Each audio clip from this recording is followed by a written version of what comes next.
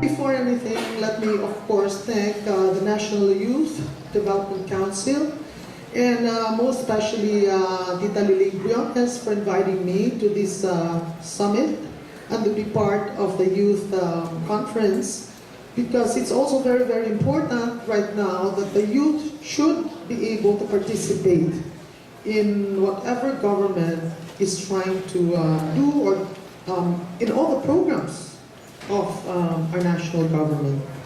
So I'd like to, of course, thank Executive Director Juan Respicio. I think he's not around. But we have here with us the Director for Communications and Finance, Joshua Dudulao. Of course, the delegates from all over the country. As I was sitting there with Ma'am Liling, she said that there are even delegates coming from Cotabato, Lawag, Quezon Province. No? So ang dami-dami, I'm sure most of you are from the Visayas. Ilan ang mga Bisaya din eh? Pila kabuk Bisaya? Konti lang. No? But how about from Mindanao? Mindanao, and then most of Mindanao. And so most of you are actually Tagalog speaking. Okay. So probably many of you were barely like 1 year old when Tita Liling here in 1992 made history by speaking in the plenary hall in Congress. And it was a rare opportunity and occurrence in the House of Representatives because non-members are not allowed to stand or to speak at the plenary hall. But this was a historic moment when Tita Liling, being a non-member, gets to speak in the halls of Congress outside the parliamentary question hour. Diba? You still remember that, Tita Liling? And she was considered an expert at that time on debt moratorium. And so everybody in the session hall listened as she articulated on that issue. Now, in Congress, everybody listens to Manny Pacquiao when he talks. And my point in sharing that to you is for you to be able to be heard by those who craft and conceptualize policies. You know, today we're going to speak, it's a bit boring, talking about public finance and numbers. Not all of us are familiar with numbers, especially if you don't like accounting, so it's a bit boring. But let me just simplify things for you to appreciate what youth now, in order for you to participate in public finance, you should be able to appreciate how the national budget, the process of how overview of the national budget and how it's being crafted. But before that, it's very, very simple actually, like a household budget. Hindi ba sa bahay natin, it's not far or different probably from the national budget. Di ba sa bahay, dapat may income tayo. No?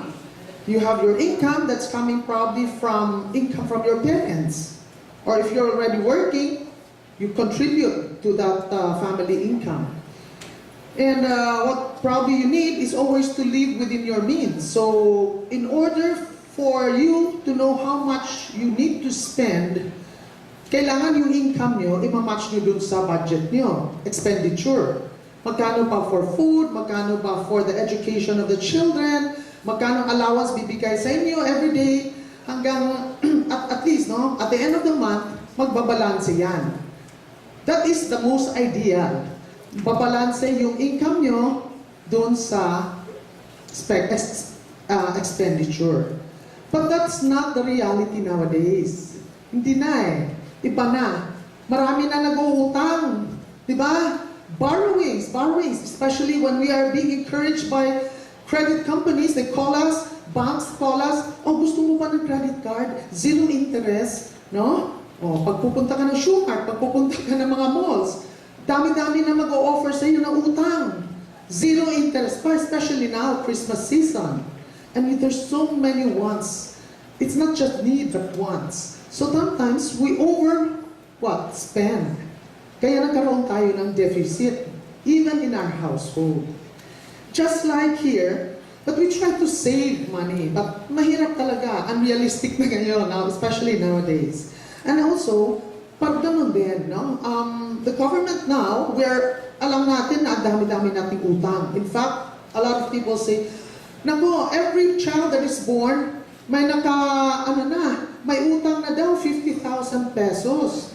Yung newborn baby, may utang na 50,000 pesos. So, anong gagawin natin? Tama ba yung RH bill na pumasa?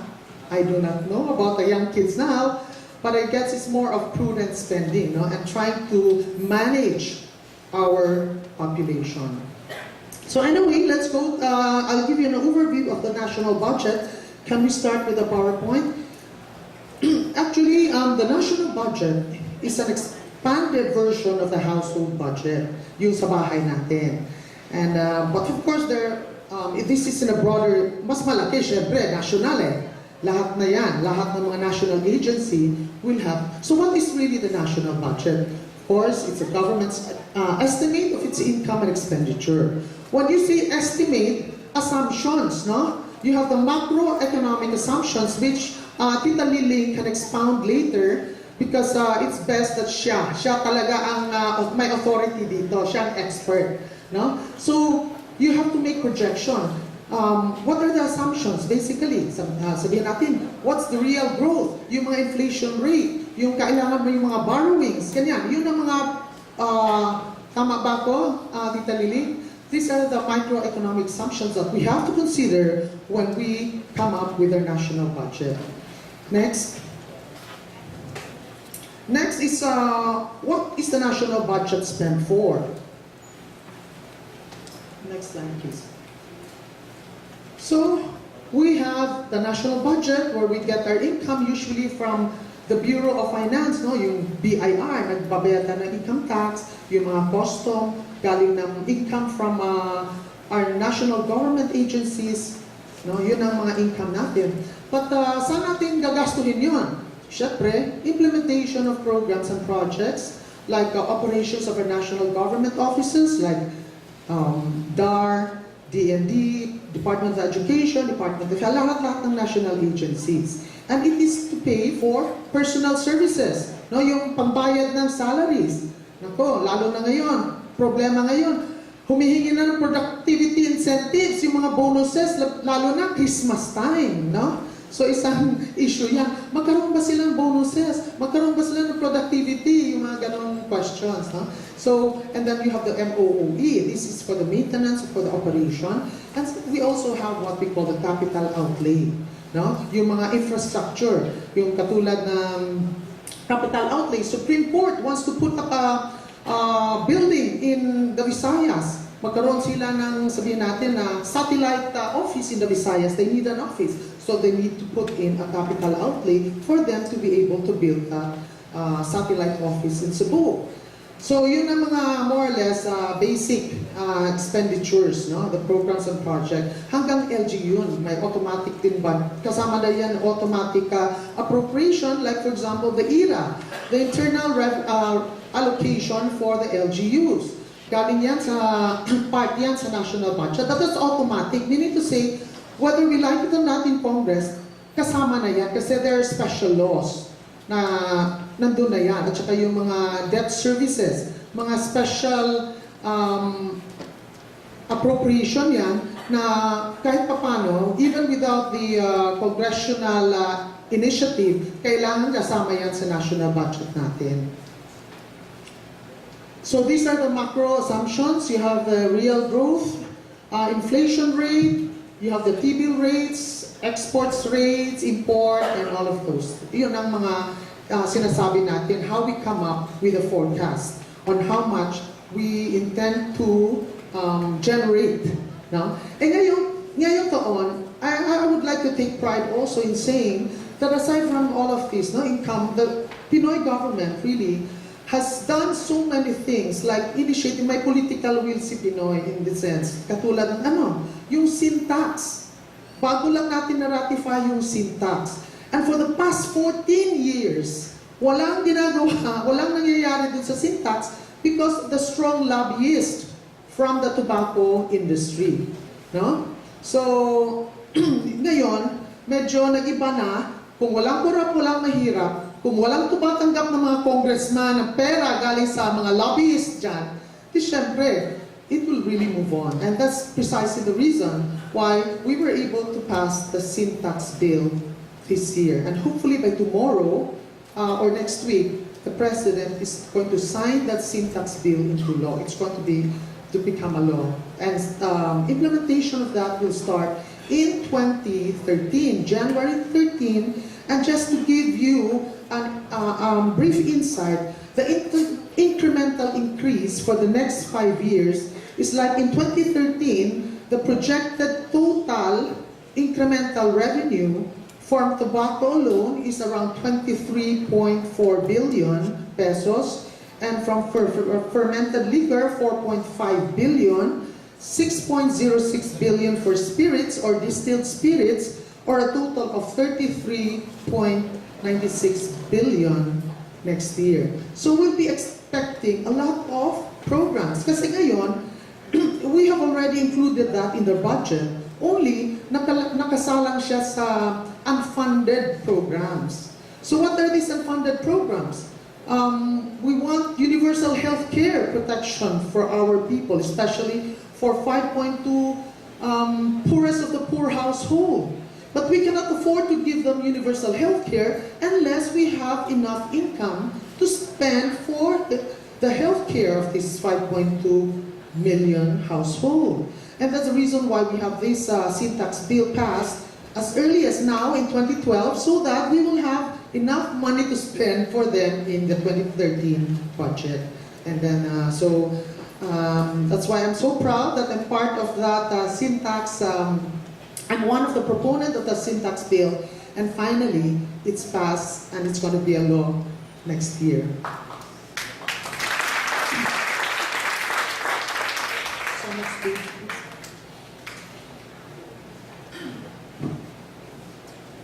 So we have the budget. When we make the budget, it is iba-iba.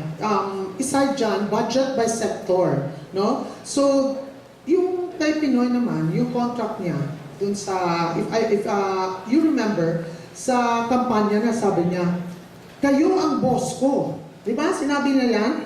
Do you remember that? So it is to say that yung administration, yung priority program niya is really his commitment to the social contract with the Filipino people. So kung makikita nyo dyan, ang pinakamalaki yung social services, 698.8 billion pesos, no? So that's roughly, let me check my record kasi maliit na siya. Well, anyway, there's a percent, 30 something, 34, if I'm not mistaken, around 34, more than 34%, 34.48%, no? So makikita nyo dyan na yun talagang pinakamalaki. And the next is economic services and down the line. General public services, debt burden, and the others, no? So yan talaga. Kasi alam niya na gusto niya talaga yung health and education. We're trying here to meet the Millennium Development Goal, which will end by 2015. And Tita Liling Briones here is one of those who's part, no, of the proponent of that Millennium Development Goal. So kailangan talaga natin mamimit yun. Otherwise, anong sasabihin ng international community sa atin? That we did not commit to our to the contract, di ba? Kasi nagkaroon ng memorandum of understanding. So if we do not do that, we will be put in a bad light dyan sa not only local communities but international communities. Go ahead, Mike. So ang budget pwede sa sector, tapos expense class, no?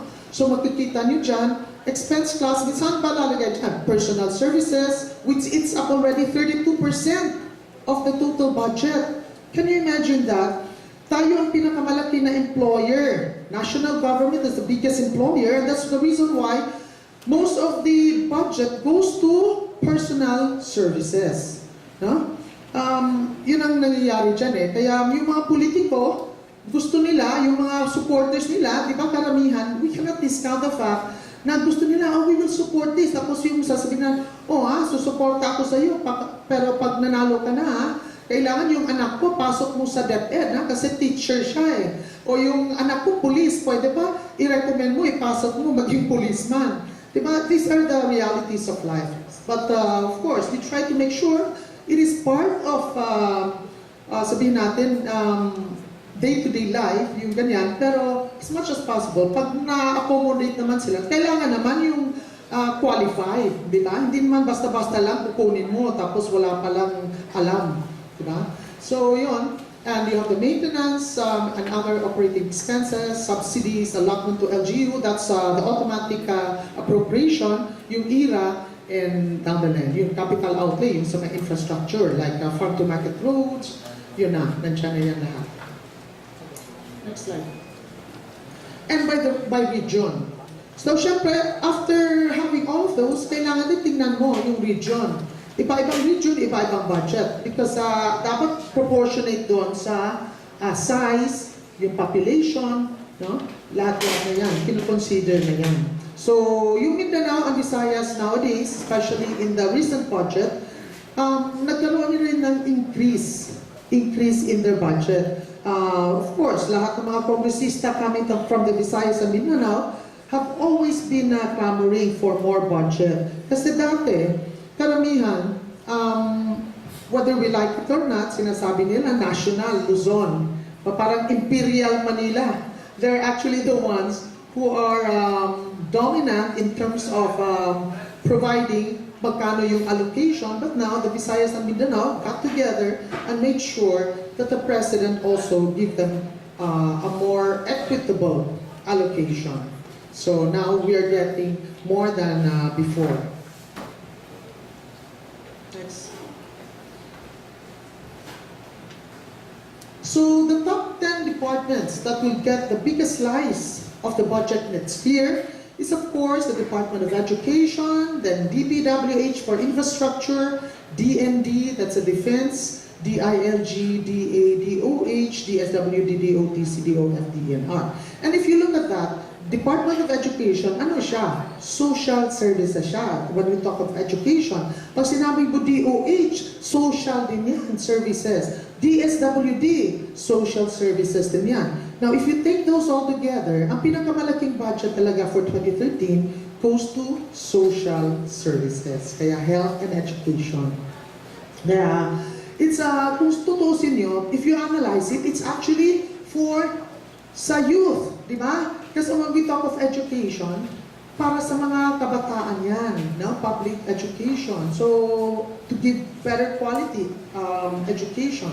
So, yun. Kaya pinakamalaking budget kayo. Because we're trying to, what? Lessen the gap of lack of classrooms, or lack of teacher, lack of books. Yun ang the usual perennial problems that we're facing at the Department of Education. So, yun ang ina-address ngayon ng ating administration.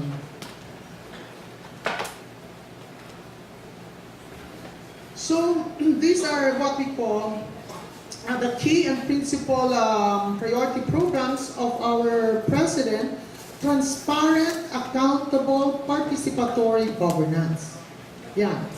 A governance, when you say good governance, it has to be participatory. And this is where we come in as youth, no? Yung mga youth natin, so saan kami dyan? Paano namin alam? Wala naman kami access doon sa mga records or documents of, let's say, contracts. Now, even DBM now is trying to encourage what we call e-governance, no? So makikita mo doon, pag pumunta kayo sa website, mas marunong kayo sa akin. I'm not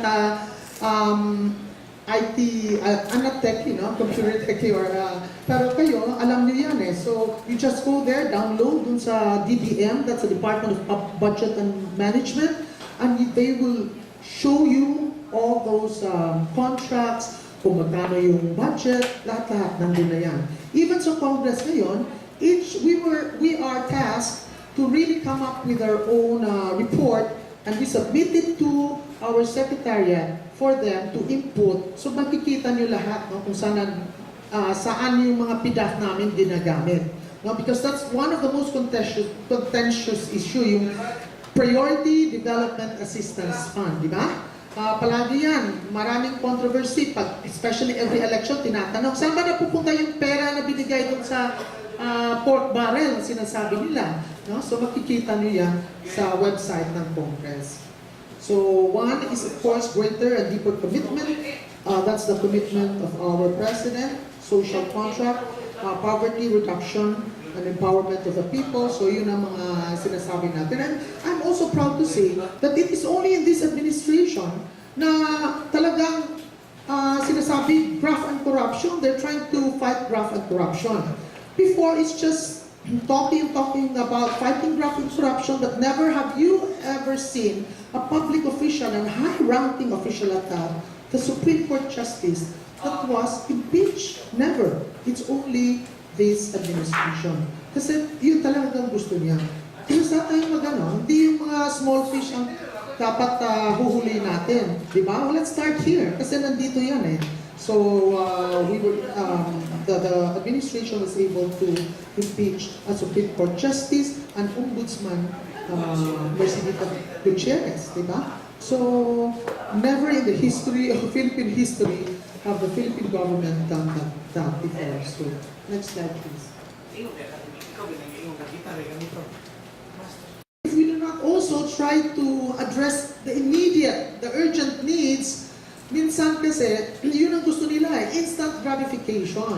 And kaya minsan, if it can help, then why not? So, there's the 5 years, pero 5 years lang, hindi naman tuloy-tuloy yan. No? Hopefully, by 5 years, we will be able to see a reduction of what we call the poverty level by 50% because that's the target that we agreed on.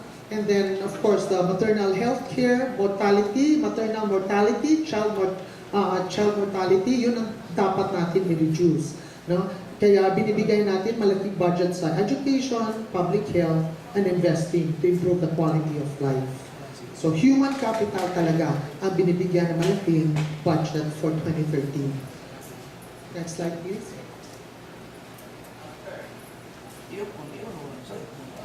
Medyo ano na yan, Mike. Tapos na yan. So, but the budget process talaga, bakit magkaroon tayo ng budget process? It's because it's in our 1987 Constitution. We cannot allocate or spend anything unless there's an allocation for it. No? So, kailangan. Ang problema dati, kasi naka-lump sum lahat. In every department, lump sum. Hindi mo alam kung saan ginagastos yan because it all depends kung sinong malapit sa presidente, sinong malapit kay Secretary ng Department of Health, or sinong malapit sa Department of Public Works and Highways. But we try to aggregate all of these lump sum funds. So now it's where we have what we call the line budgeting. Yung lahat ng mga congressman ngayon, wala na yung mga tinatawag nating congressional insertions. No? Wala na yan, bawal na yan. If you have a project, it's what we call the bottom-up budgeting ngayon. People were employed, participatory governance was the participatory governance approach. 2013 budget is what we call the empower budget, people's budget. Kaya yan, performance-based talaga. Hindi yung basta-basta na lang kung ano maiisip ng mayor or anong iniisip ng congressman. Wala na yun.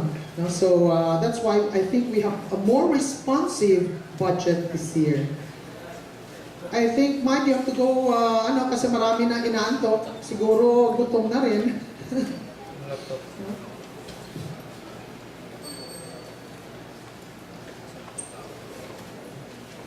So, this is the President's transformation, and I would like to inform everybody that I'm going back to Manila this afternoon in time for tomorrow's signing of the national budget or the GAA for 2013. So bukas yan, 10 o'clock.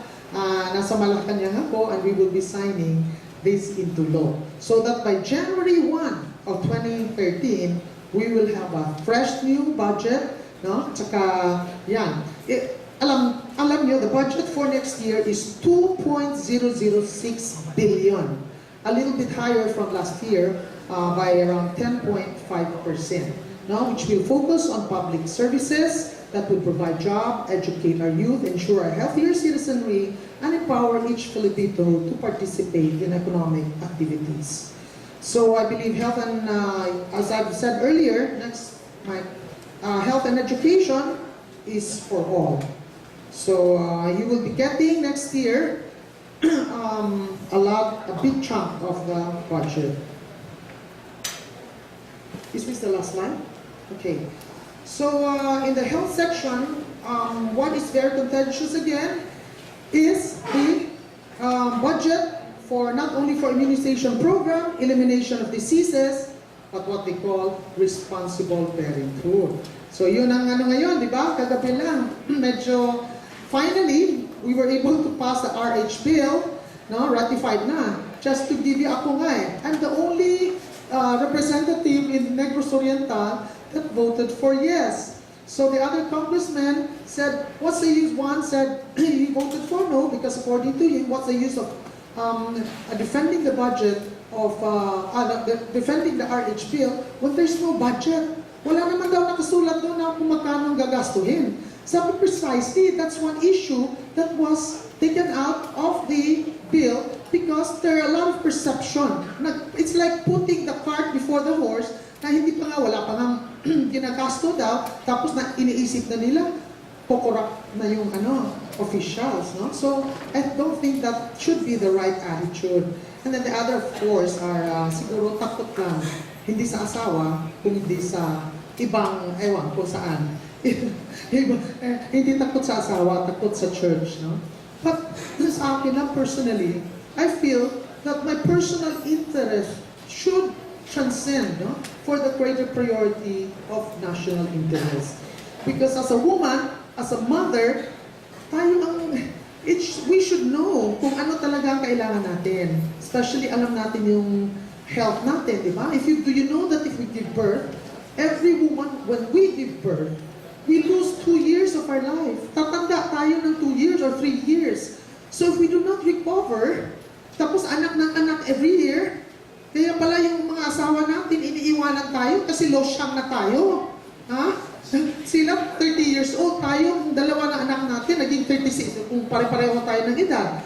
Yung babae, tumatanda because of childbirth.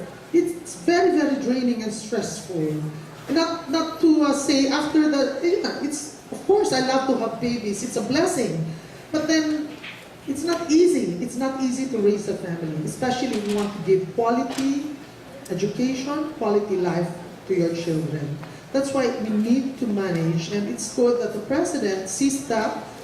He has that wisdom, and he knows, although he's a bachelor, maybe that's one reason why he did not get married, because he cannot probably afford to give up the best education life for his family. But actually, alam niya yung realities, the harsh realities of life, that as we speak about, argue about the RH bill, there are a lot of children going hungry, and we are being deprived of the public health services from government.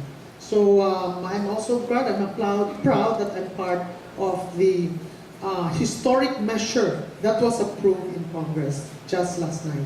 And it's probably going to be ratified tonight. So I still have to go back to make sure that there is enough votes in order to ratify because pag kulang na tao, walang numbers, they might question the quorum, wala hindi rin.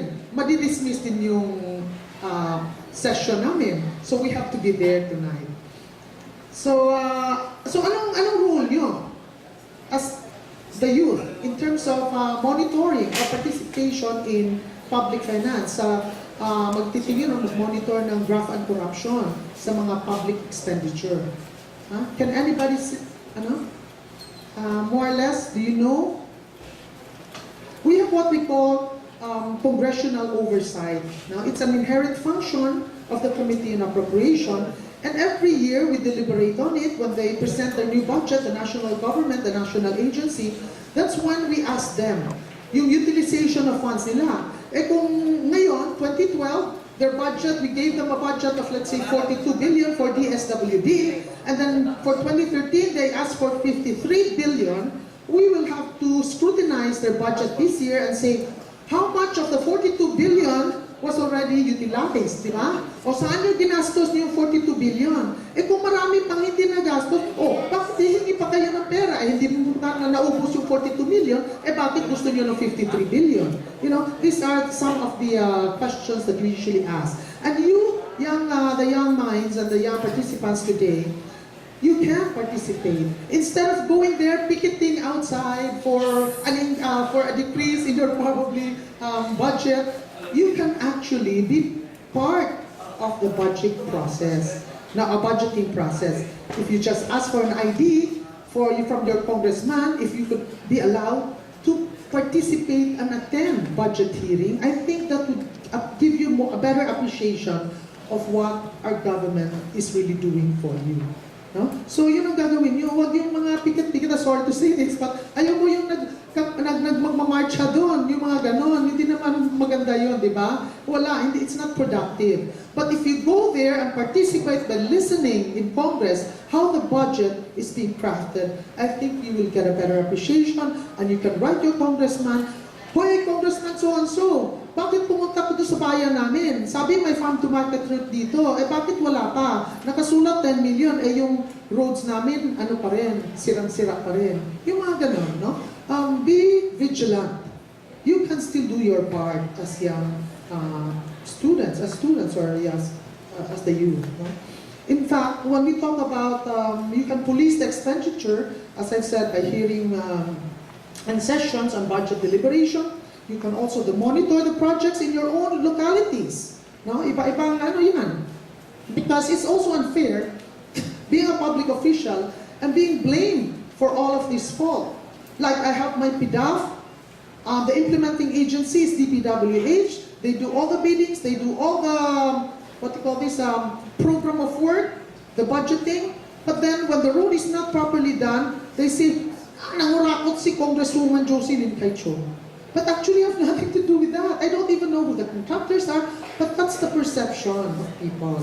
So it's better if you go to DPWH, get the program, because it's public document. You go get the program of work and see, why is it that this money, sino yung contractor dito? Bakit ganito? It's actually DPWH who should be monitoring the work, right? Because that's their job. That's their job.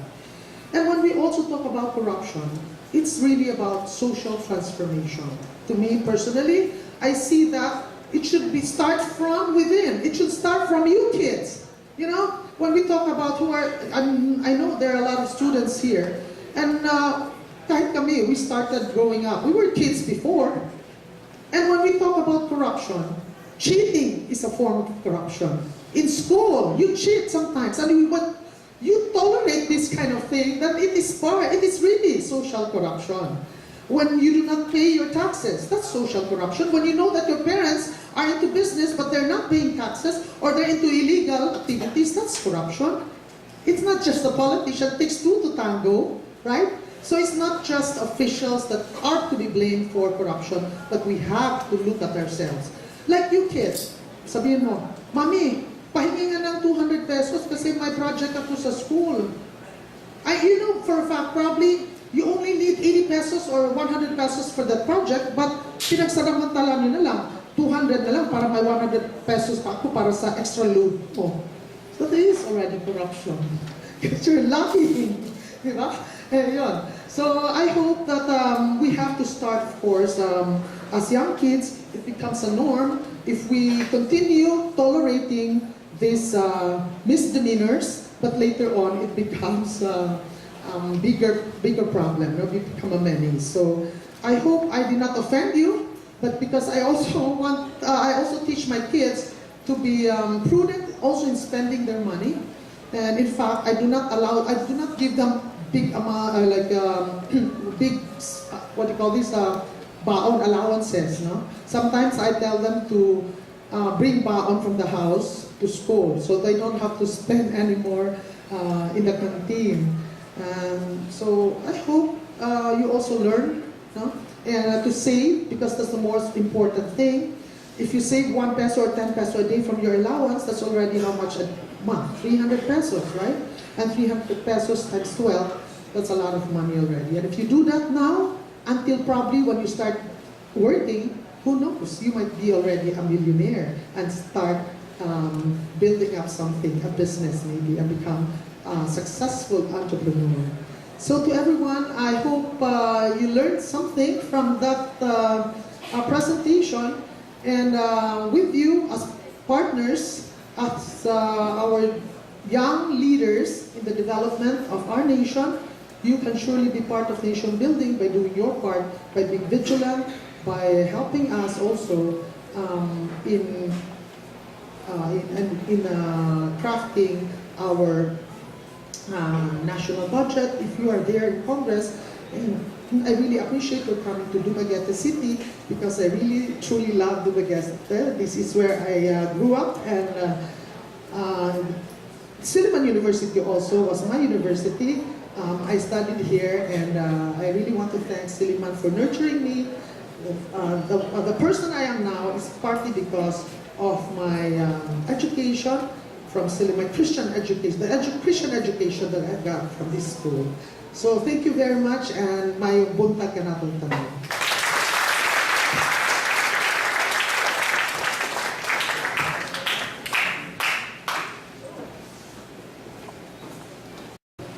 And are there possibilities that SOPs can be omitted, or if not, just be lessened and be considered in planning so that the masses can also avail it?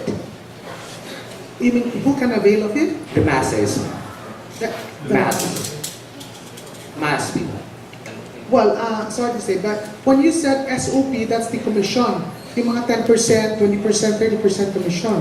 Coming from, let's say, the fund or any project for that matter, is that what you're implying? And then, are you asking if you can also avail of that? No, that's, you would not believe this probably because it seems to be the norm that people have this perception that all public officials, especially congressperson, gets the SOP. It's like automatic. No, parang automatic appropriation. But I would like to say that not all. That's illegal. That is illegal. So it's not allowed. So I can proudly tell you that I myself do not ask for any SOP in terms of like projects from my PDAF. The PDAF is divided into two, what we call the hard and the soft. Each congressman gets 17 million a year. But that's what the law says, or GAA. There's an allocation for every congressional district in the amount of 70 million pesos. And the 70 million pesos is divided into two, the soft and the hard. So yung hard, 40 million. Yung 30 million goes to the soft. Ano yung soft? Ano yung hard? There are new DBM menu or regulation. It's very strict already. They have certain menus that you're only allowed to give your 30 million soft project, like for social education scholarship, nakasulat na yan, lain. So every time we submit certain programs to the government, to the DBM, no? Ang ginagawa, kailangan nakasulat dito. If you want to allocate, let's say, 1 million for computers, so you have to put down the schools where you're going to give the computers. Kailangan ganun na, ganun kahirap. Kaya ang dami na who's not used to that kind of listing all the projects, nahihirapan talaga sila. Kasi line na nakasulat na lahat. Hindi yan lalabas sa DBM pag hindi nakasulat. So right now, I'm not saying also that hindi ginagawa, let's say for the hard project, yung mga infrastructure, farm-to-market roads or waterworks projects or multi-purpose buildings that they want to put up in their barangays, I cannot also tell you because it's hard for me to also question the integrity of other congressmen. Or in your place, probably you heard a lot of those kind of activities, but I cannot speak for your congressman there, right? I can only speak for myself, and I can truly tell you and look you at the straight of the eye that I'm not doing that. So, yun ang ginagawa. Siguro ng iba kasi wala silang ibang income. That's why it's very, very important, especially the mid-election in 2013, that when you choose your leaders, kailangan kilala nyo. You should be able to discern. Kung kayo lang, mga bata rin, gusto nyo, magkapera din kayo during election day. So ano mangyayari sa bayan natin? You cannot blame it on the congressman kasi nabayad na binayaran ninyo mga tao. So maybe it's one way also, yung participation nyo in midterm election 2013, di ba? Na you should be able to disseminate the information that if we have to choose public officials or who our leaders are, then let's choose people who can really make a difference. No? Nakikita nyo yun sa project. Kasi yung project na sinasabi natin, ganito ka-thick yung daan, yung pala, ganyan lang. Oh, so, yung mga road, siguro marami ditong engineers. Oh, so you can do that as part of your OJT, no? Monitoring. Just a follow-up, ma'am. Can this be considered? Did I answer your question? No. Yes, but I have a follow-up question. Since we have the planning committee, can this be considered, or the SOPs can be considered in planning? In your planning committee? Yes, or I mean in planning, for example, you have a budget, you have this. Can you use part of the PDAF, you mean? Or Yeah. You can actually, why not? You can, sa Youth Commission, di ba? National Youth Commission, mayroon naman silang budget. So maybe you can also include that or suggest that as part of their annual investment plan. Because you have to present an annual investment plan where you have to put there kung anong budget nyo for monitoring, ganito, ganyan. Or actually, marami ngayon, DSWD, no? With their national, marami silang tatawag natin convergence, no? And they need the participation of the private sector, especially the civil society. Marami. Like, kinukuha natin, National Anti-Poverty Commission. If you're accredited with the National Anti-Poverty Commission, they can put a budget for that. So you should know which agency, no? To approach, like National Anti-Poverty Commission, DSWD, yung sa, even sa DBM ngayon, Tita Liling also encourage, no? Yung mga ganyan. So, i-present nyo kay Secretary Butchaba. Pwede rin. Good morning, ma'am. I'm James Anjo Salmon. I'm from Pagadian City. I'm representing United Nations Youth Association of the Philippines. I have two questions, ma'am. First one, what do you think of the donation that was given by the Philippine government to the World Bank, $1 billion, ma'am? Do you think this is a good thing for us, or what could we get out of that donation? What could we benefit out of that donation that was given by the Philippine government? I think that's, if I'm not mistaken, that's part of a commitment. No? There was a commitment. I'm very sorry. IMF. I stand corrected. IMF. Parang commitment yan ng government natin dun sa I'm not sorry, siguro parang commitment yan. I'm not very familiar with that, but then parang sa pagkaalam ko, it's a commitment that they have to fulfill. My second question, ma'am. What is your stand on the Freedom of Information Bill? Won't you think that this would help us police the budget? Definitely, yes. I am for the Freedom of Information Bill. So you would agree, ma'am, that it would if this bill would be passed, it would really help us, especially in fighting corruption and stuff. Yes. Well, it's not totally going to eradicate corruption or eliminate corruption because it's a social. Yung sinasabi ko, social. Kahit pa paano mo, even with the FOI bill and all of that, if nagkaroon ng collision or ano tawag doon? Sabuatan ba yan? Sa Tagalog? Collusion, right? Collusion, sabuatan. Wala rin nangyayari. Kasi yung COA, pag kinausap mo, yung ombudsman, kinausap mo, o kung sino-sino dyan, kinausap mo, ganun din. But it's better now because at least matatakot na rin sila. Diba? With the, well, if you can access to information, especially contracts, no? Yung public documents, pinaka-importante. Yung mga bidding process, even if you have the procurement law na ano ngayon, but there's so many are still, there's still so many flaws, di ba?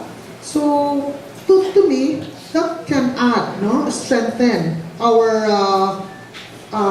trust for the transparency and accountability, no? Under this administration. Thank you. Wala na? Okay na ba? So, salamat. I hope I was able to satisfy. I know a lot of you, let me say something very, very personal. There's this religious group who called me up, and then they said, I don't know if you member kayo ng grupo, but then I will not mention the group's name. Tumawag sa akin, siya, ma'am, magkita tayo dun sa isang restaurant. Sabi ko, tungkol saan? Sabi niya, pakilala ka namin sa members namin, yung officers. This is a church-based, religious group. Sabi ko, para alam mo kung sino yung mga heads namin, ganyan. So I went there in good faith, with good, hindi naman parang nakikisama na rin ako doon, nagpunta sa restaurant na yun. Tapos pagdating doon, yun pala, humihingi ng mga projects. Tapos sinabi niya sa akin, ito, pag medicine, bibigay kami ng 30%, we will support you in the next election if you give us contracts. And this is a religious group, and I was shocked. I was really like, gosh, how can this religious group call me up? Tapos if they're like our moral or spiritual, sabi na, advisor, tapos yun ang ginagawa pala nila. So I got so devastated with this kasi. So it starts with within us, even tayo. So yun, humingi ng, sabi niya, sige, bigyan ka namin ng 30%. Sabi ko, I don't do that. Kung gusto mo, open kami sa bidding. You just join, and if your kasama dyan sa religious group nyo is qualified, open kami. Siya nga, hindi ako maniwala sa iyo. Sinabi talaga niya sa akin, sabi, I don't believe you. Oh, Congressman, always agree to those kind of agreements. Eh, niloloko mo kami. Sabi ko, sir, hindi kita niloloko. Kung gusto niyo, punta lang kayo. And you just present yourself and give me your credential, then you're free to join the bidding. See? So you can imagine, yung sinasabi natin na corruption, no, it's not just in government, even in religious organizations.